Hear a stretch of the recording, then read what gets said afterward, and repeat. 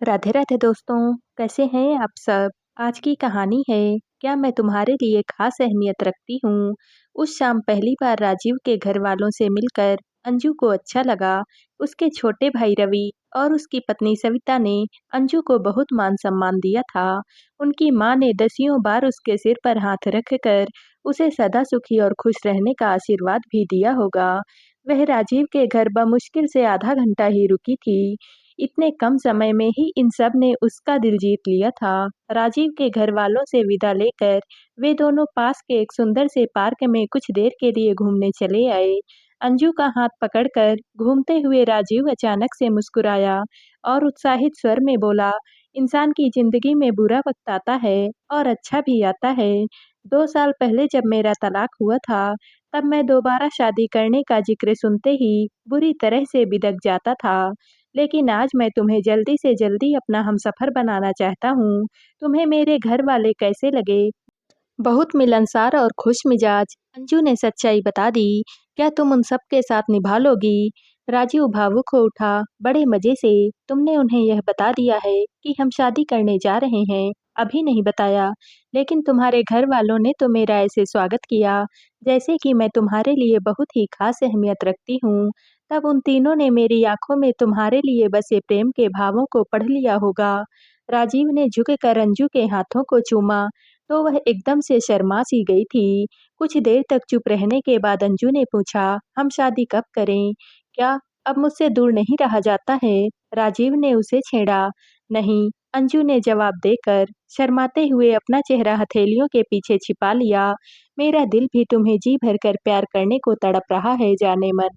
कुछ दिन बाद माँ रवि और सविता महीने भर के लिए मामा जी के पास छुट्टियां मनाने के लिए कानपुर जा रहे हैं। उनके लौटते ही हम अपनी शादी की तारीख तय कर लेंगे। राजीव का यह जवाब सुनकर अंजू बहुत खुश हो गई थी। पार्क के खुशनुमा माहौल में राजीव देर तक अपनी प्यार भरी बातों से अंजू के मन को गुदगुदाता रहा। करीब 3 साल पहले विधवा हुई अंजू को इस पल उसके साथ अपना भविष्य बेहद ही सुखद और सुरक्षित लग रहा था। राजीव अंजू को उसके फ्लैट तक छोड़ने आया था। अंजू की माँ आरती उसे देखकर खिल उठी। अब तुम खाना खाकर ही जाना। तुम्हारे मनपसंद आलू के पराठे बनाने में मुझे ज़्यादा देर नहीं लगेगी। उन्होंने अपने भावी दामाद को जबरदस्ती रोक लिया था। उस रात पलंग पर लेटकर अंजू देर तक राजीव और अपने बारे में सोचती रही। ना सिर्फ 2 महीने पहले चार्टर्ड बस का इंतजार करते हुए दोनों के बीच में औपचारिक बातचीत शुरू हुई और बस आने से पहले दोनों ने एक दूसरे को अपना अपना परिचय दे दिया था। उनके बीच में होने वाला शुरू शुरू का हल्का फुल्का वार्तालाप जल्दी ही अच्छी खासी दोस्ती में भी बदल गया।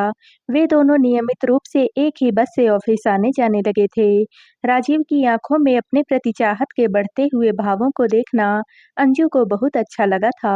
अपने अकेलेपन से तंग आ चुके उसके दिल को जीतने में राजीव को भी ज्यादा समय नहीं लगा था। रोज रोज उम्र बढ़ती जाती है और अगले महीने ही मैं 33 साल का हो जाऊंगा। अगर मैंने अभी अपना घर नहीं बसाया तो फिर ज्यादा ही देर हो जाएगी। बड़ी उम्र के माता पिता ना ही स्वस्थ संतान पैदा कर पाते हैं और ना ही उन्हें अपने बच्चों को आत्मनिर्भर बनाने के लिए पूरा समय मिल पाता है। राजीव के मुंह से एक दिन निकले इन शब्दों को सुनकर अंजू के मन ने यह अंदाजा लगाया कि वह उसके साथ शादी करके घर बसाने में दिलचस्पी रखता था। उस दिन के बाद से अंजू ने राजीव को अपने दिल के निकट आने के ज्यादा अवसर देने शुरू कर दिए। वह उसके साथ रेस्तरां में चाय कॉफी पीने के लिए चली जाती। फिर उसने फिल्म देखकर या खरीदारी करने के बाद उसके साथ डिनर करने का निमंत्रण स्वीकार करना भी शुरू कर दिया था। उस शाम पहली बार उसके घर वालों से मिलकर अंजू के मन ने बहुत ही राहत और खुशी महसूस की थी। शादी हो जाने के बाद उन सीधे साधे खुश मिजाज लोगों के साथ निभाना जरा भी मुश्किल नहीं होगा। इस निष्कर्ष पर पहुंचकर वह उस रात राजीव के साथ अपनी शादी के रंगीन सपने देखती काफी देर से सोई थी।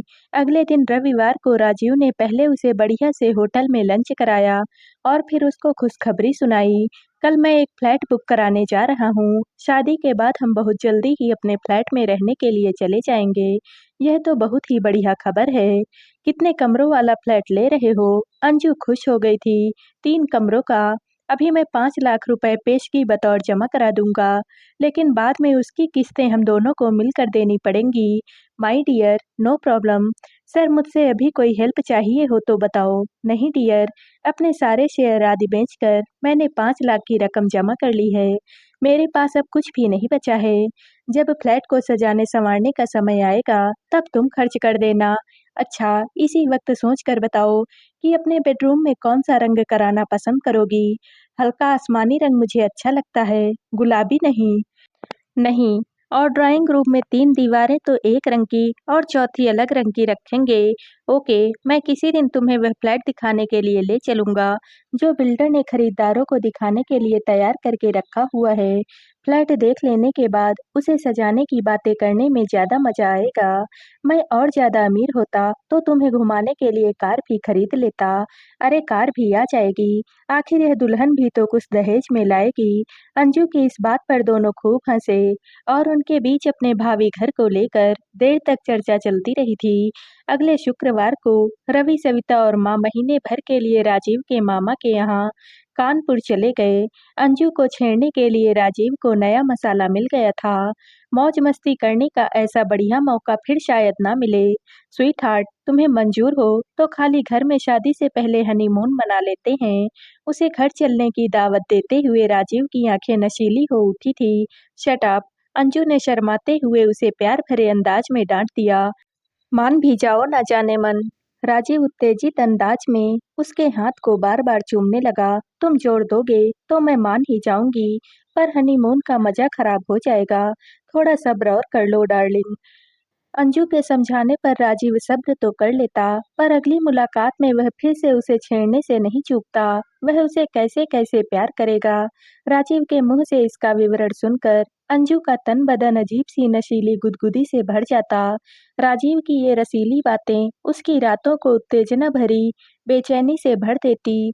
अपने अच्छे व्यवहार और दिलकश बातों से राजीव ने उसे अपने प्यार में पागल सा बना दिया था। वह अपने को अब बदकिस्मत विधवा नहीं बल्कि संसार की सबसे खूबसूरत स्त्री मानने लगी थी। राजीव से मिलने वाली प्रशंसा व प्यार ने उसका कद अपनी ही नज़रों में बहुत ऊंचा कर दिया था। भाई, माँ की जान बचाने के लिए उनके दिल का ऑपरेशन फौरन करना होगा। रवि ने रविवार की रात को जब यह खबर राजीव को फोन पर दी तो उस समय वह अंजू के साथ उसी के घर में डिनर कर रहा था। माँ के ऑपरेशन की खबर सुनकर राजीव एकदम से सुस्त सा पड़ गया था। फिर जब उसकी आंखों से अचानक आंसू बहने लगे तो अंजू व आरती बहुत ज्यादा परेशान और दुखी हो उठी। मुझे जल्दी से जल्दी कानपुर जाना होगा अंजू, पर मेरे पास इस वक्त मात्र 2 लाख का इंतजाम भी नहीं है।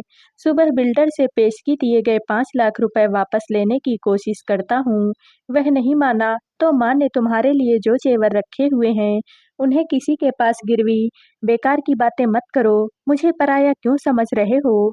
अंजू ने हाथ से उसका मुंह बंद करके उसे आगे कुछ भी बोलने नहीं दिया। क्या तुम मुझे इतनी बड़ी रकम उधार दोगी? राजीव विस्मय से भर उठा। क्या तुम्हारा मुझसे झगड़ा करने का दिल कर रहा है? नहीं, लेकिन फिर बेकार के सवाल मुझसे पूछकर तुम मेरा दिल क्यों दुखा रहे हो? अरे, कम से कम मेरा दिल तो मत दुखाओ। मैं तुम्हें 2 लाख रुपए दे दूंगी। जब मैं तुम्हारी हो गई हूँ तो क्या मेरा सब कुछ तुम्हारा नहीं हो गया? अंजू की इस दलील को सुनकर राजीव ने उसे बड़े प्यार से गले लगाया और उसकी आंखों से अब धन्यवाद दर्शाने वाले आंसू बह निकले। अपने प्रेमी के आंसू पोंछती हुई अंजू खुद भी आंसू बहाए जा रही थी, लेकिन उस रात अंजू की आंखों से नींद गायब हो गई।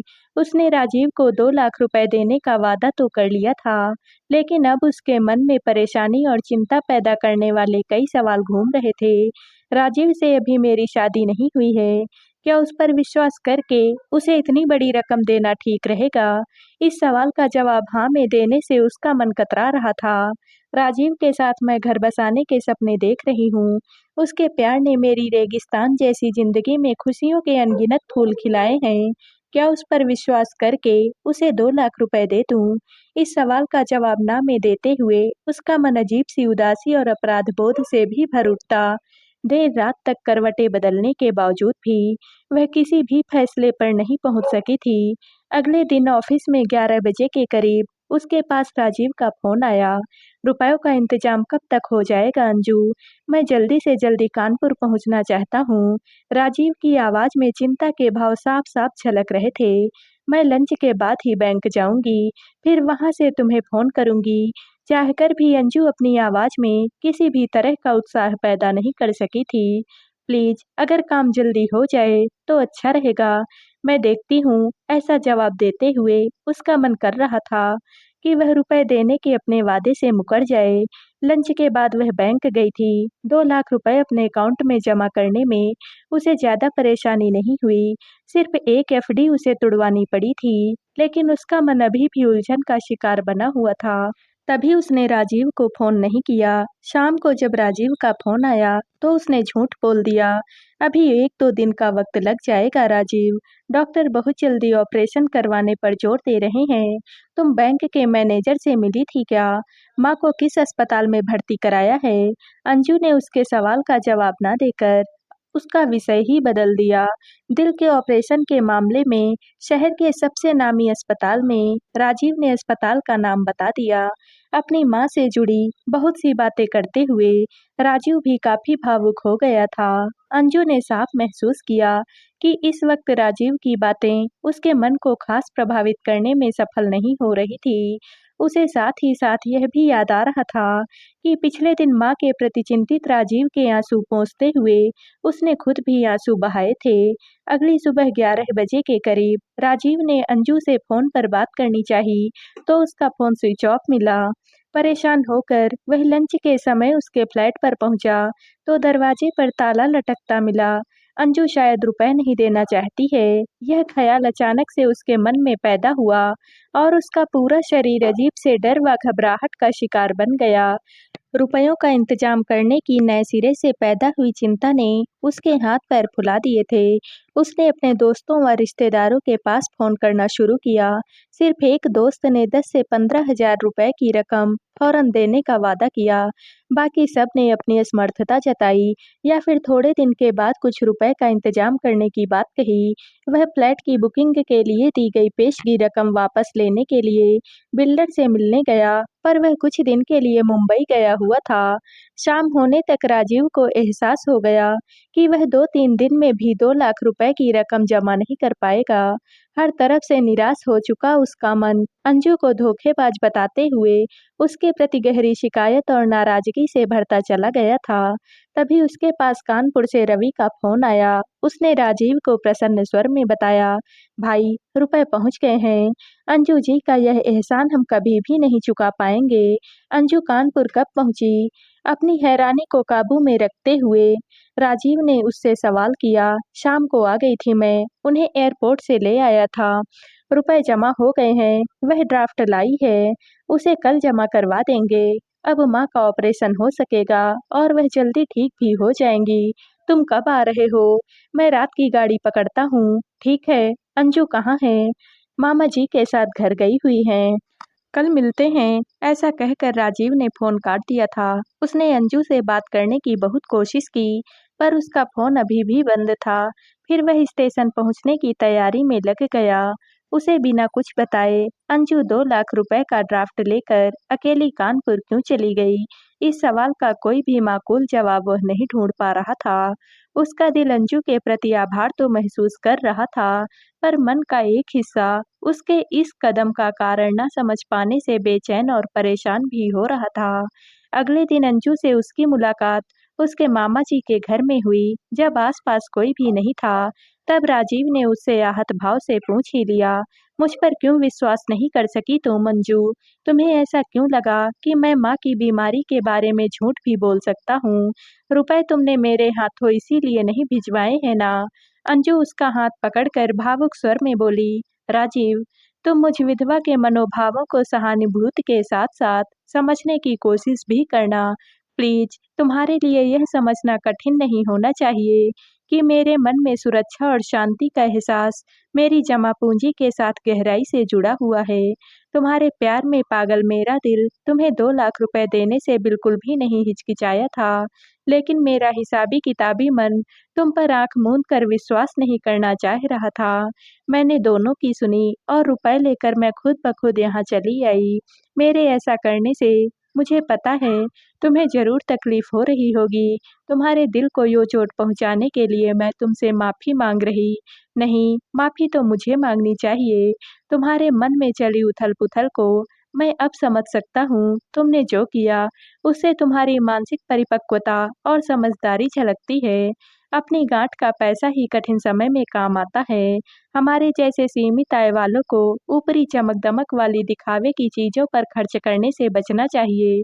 ये बातें मेरी समझ में आ रही हैं। अपने अहम को बीच में लाकर मेरा तुमसे नाराज़ होना बिल्कुल ही गलत है। तुम तो मेरे लिए दोस्तों व रिश्तेदारों से ज़्यादा विश्वसनीय साबित हुई हो। माँ के इलाज में मदद करने के लिए thank you very much. Rajiv ने उसका हाथ पकड़कर बड़े ही प्यार से चूम लिया।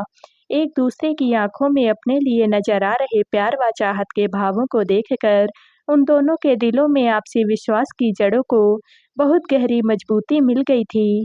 तो दोस्तों, आप सबको यह कहानी कैसी लगी कमेंट करके ज़रूर बताइएगा और वीडियो को लाइक व शेयर कीजिएगा। दोस्तों, अगर आप इस चैनल पर नए हैं और अब तक आपने हमारे चैनल को सब्सक्राइब नहीं किया है तो प्लीज़ और कहानियों से जुड़ने के लिए हमारे चैनल को सब्सक्राइब कर लीजिएगा। कल मिलते हैं एक और नई कहानी के साथ। आप सभी का बहुत बहुत धन्यवाद।